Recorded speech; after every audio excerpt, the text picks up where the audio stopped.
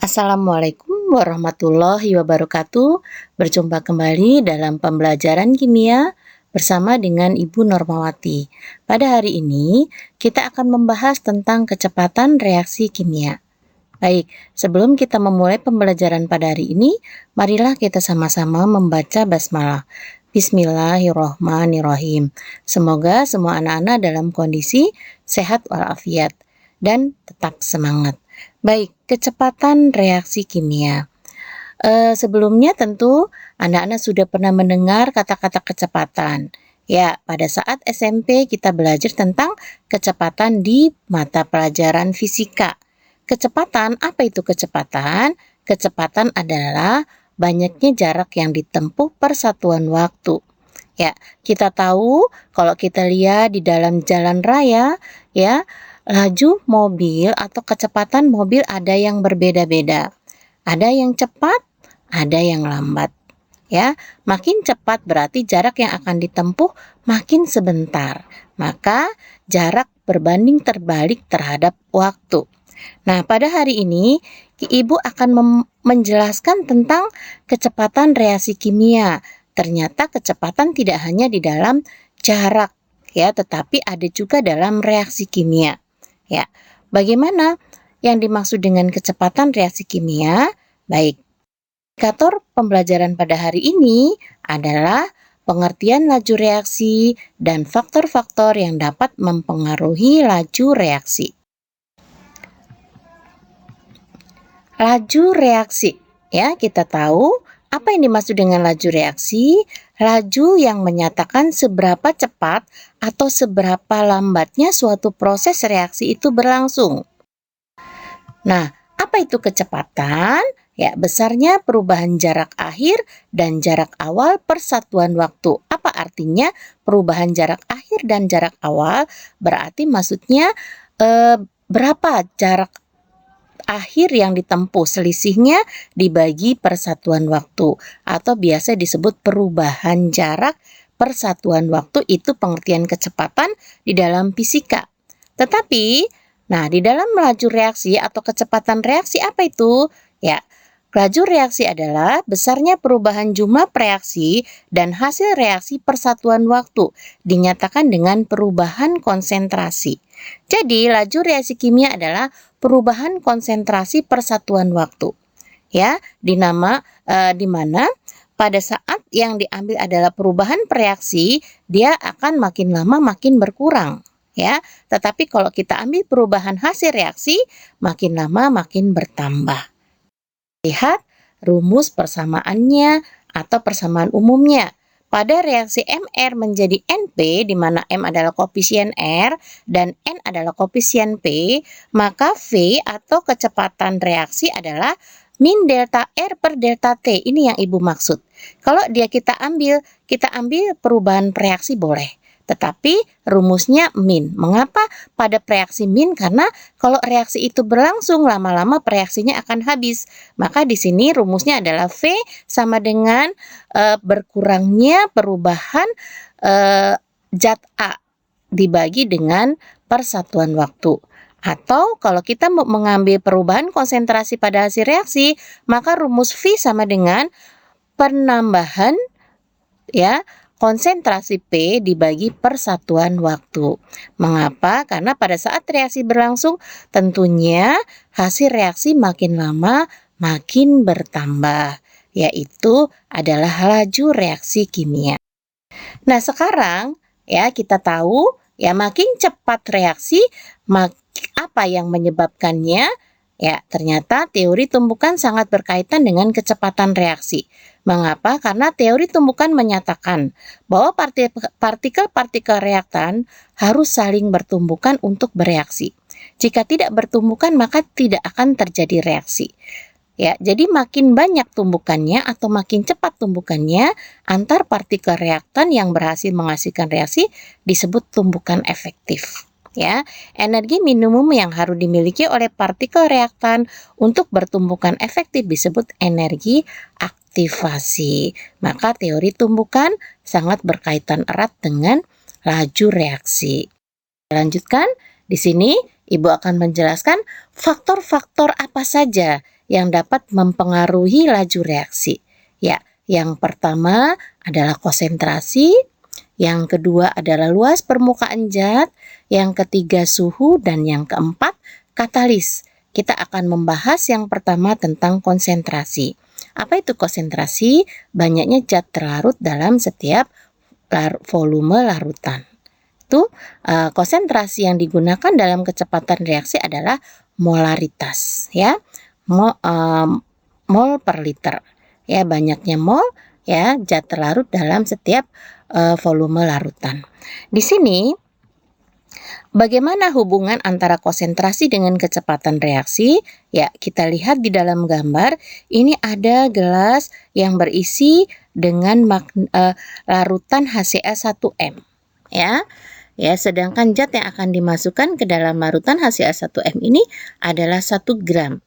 Pada gelas kedua, ya, kita akan memasukkan magnesium 1 gram juga dalam larutan HCl2M. Maka apa yang terjadi? Ya, yang terjadi adalah mana yang akan lebih cepat? Ya, yang lebih cepat tentunya adalah yang konsentrasinya lebih besar. Mengapa? Karena zat terlarut yang ada di dalamnya makin banyak, sehingga maka akan terjadi energi aktivatif lebih besar, maka tumbukan-tumbukan yang terjadi juga makin cepat. Hubungannya konsentrasi dengan kecepatan reaksi adalah semakin tinggi konsentrasi reaktan, semakin banyak jumlah partikel reaktan yang bertumbukan, sehingga semakin tinggi frekuensi terjadinya tumbukan dan lajunya meningkat. Sebagai contoh dalam reaksi korosi besi di udara. Laju reaksi korosi besi lebih tinggi pada udara yang kelembapannya lebih tinggi atau konsentrasi reaktan H2O-nya tinggi. Ya, jadi kesimpulannya adalah semakin besar konsentrasi suatu larutan, maka reaksinya akan semakin cepat. Karena makin banyaknya partikel zat yang terlarut, maka makin terjadi tumbukannya lebih banyak. Ya, misalnya contohnya kita di dalam suatu ruangan kelas. Kita bayangkan di dalam kelas itu ada 30 orang dengan ada 5 orang. Kita bayangkan mana yang akan lebih sering terjadi tumbukan atau gesekan? Ya, betul, tentunya yang isinya 30 orang. Ya, karena jarak yang terjadi dalam antar mereka lebih pendek, sehingga akan menjadi lebih gesekan dibandingkan isinya hanya 5 orang. Ya, jadi risiko keributan atau risiko interaksinya akan lebih besar jika jumlah orangnya lebih banyak. Sama dengan konsentrasi, makin banyak zat partikel terlarutnya, maka tentunya tumbukan yang akan terjadi makin tinggi. Nah, itu menyebabkan kecepatan reaksinya semakin cepat. Ya, itu adalah hubungan konsentrasi dengan laju reaksi. Jadi, kesimpulan akhirnya tadi yang Ibu jelaskan apa? Ya, makin tinggi konsentrasi, maka laju reaksinya semakin cepat. Ya, baik, kita lanjutkan. Faktor yang mempengaruhi laju reaksi yang kedua. Di sini luas permukaan. Apa yang dimaksud dengan luas permukaan? Ya, makin luas permukaan ukurannya semakin kecil. Ya, jadi jangan salah pengertiannya. Semakin luas semakin kecil. Ya, semakin sempit luas permukaan berarti semakin besar ukurannya. Ya, sebelum Ibu menjelaskan lebih jauh, kita akan membayangkan pada saat kita membuat bubur kacang hijau ya. Tentunya pada saat kita membuat bubur kacang hijau, gula merahnya 1 bongkah dengan gula merah yang diiris-iris, mana yang akan lebih cepat larut? Ya, yang diiris-iris tentunya ya. Karena apa? Karena dengan mengiris gula merah itu berarti memperluas permukaan zat gula merah. Sehingga pada saat dimasukkan dalam larutan bubur, maka gula tersebut akan menjadi cepat larut. Ya, baik. Jadi kalau di sini Ibu memberikan contoh adalah gula pasir ya. Gula pasir di dalam air dengan gula batu di dalam air. Mana yang lebih cepat larut? Ya, tentunya gula pasir. Ya, gula pasir ini luas permukaannya banyak. Ya, kalau diiris-iris berarti luas bidang sentuhnya akan semakin banyak. Karena semakin banyak, maka akan terjadi semakin banyak tumbukan di dalamnya, sehingga reaksinya menjadi semakin cepat. Iya, ya. Jadi, hubungan antara luas permukaan zat dengan kecepatan reaksi apa? Ternyata berbanding lurus. Makin luas permukaan zat, maka semakin cepat reaksinya. Ya, ini penjelasannya. Ya, semakin luas permukaan kontak reaktan per unit volume, maka semakin tinggi juga frekuensi terjadinya tumbukan partikel reaktan dan laju reaksi menjadi meningkat. Sebagai contoh, pada reaksi pembakaran kayu akan lebih mudah dan cepat membakar kayu gelondongan yang telah dipotong-potong menjadi balok-balok kecil dibanding dengan langsung membakar kayu gelondongan yang masih besar. Jadi yang lebih cepat terbakar adalah yang sudah diperkecil ukuran. Memperkecil ukuran berarti memperluas permukaan zat. Jadi kesimpulannya, semakin luas permukaan zat, reaksinya semakin cepat, ya. Karena makin luas bidang sentuh, maka teori tumbukannya akan meningkat sehingga laju reaksinya juga meningkat.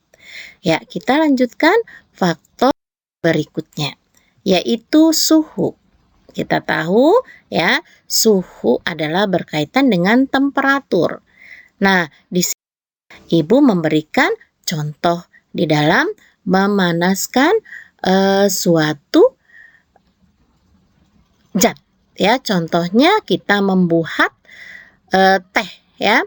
Kita membuat teh dengan menggunakan air yang dingin dan air yang panas. Bagaimana perbedaannya? Gulanya larut lebih cepat yang panas atau yang dingin? Yang panas, Bu. Ya, betul. Karena dengan memberikan suhu tinggi pada zat tersebut atau larutan tersebut sehingga makin cepat larut. Ya, karena energi aktivitasnya menjadi bertambah atau meningkat, menyebabkan ya zatnya semakin cepat larut dan reaksinya semakin cepat terjadinya. Di sini semakin tinggi temperatur, maka semakin tinggi energi kinetik dari partikel reaktan, sehingga frekuensi tumbukan dan energi tumbukan menjadi meningkat. Oleh karena itu, semakin tinggi temperatur, laju reaksi juga semakin cepat. Sebagai contoh pada reaksi glowing stick menyala, reaksi semilisium nis Skinse, glowing stick ternyala lebih cepat dan terang di dalam air panas dibanding dengan air dingin. Sama dengan peristiwa yang Ibu sampaikan tadi. Pada saat kita membuat teh dengan air dingin, gulanya lebih lama larutnya dibandingkan kita menggunakan air panas. Jadi kesimpulannya, makin tinggi suhu, makin cepat reaksinya. Ya, baik. Faktor-faktor yang mempengaruhi yang keempat atau yang terakhir adalah katalis. Kita tahu adalah katalis adalah zat yang dapat mempercepat reaksi tetapi tidak ikut bereaksi. Masih ingat ya pembelajaran kita pada keseimbangan kimia. Katalis adalah zat yang dapat mempercepat laju reaksi tanpa terkonsumsi dalam reaksi tersebut. Katalis menyediakan alternatif jalur reaksi dengan energi aktivasi yang lebih rendah dibandingkan jalur reaksi tanpa katalis, sehingga reaksinya menjadi semakin cepat. Dengan adanya katalis, maka reaksinya semakin cepat. Jadi kesimpulannya, ya, penambahan katalis dapat mempercepat laju reaksi. Ya, itu adalah faktor-faktor yang dapat mempengaruhi kecepatan reaksi. Ya. Demikian ya penjelasan Ibu tentang pengertian kecepatan reaksi dan faktor-faktor yang dapat mempengaruhi kecepatan reaksi. Mudah-mudahan apa yang Ibu jelaskan pada hari ini dapat dipahami dengan baik dan dapat bermanfaat. Ya, vokasi industri kreatif, inovatif, kompeten, siap kerja. Ya, tetap semangat. Ya, terima kasih. Ibu akhiri. Wassalamualaikum warahmatullahi wabarakatuh.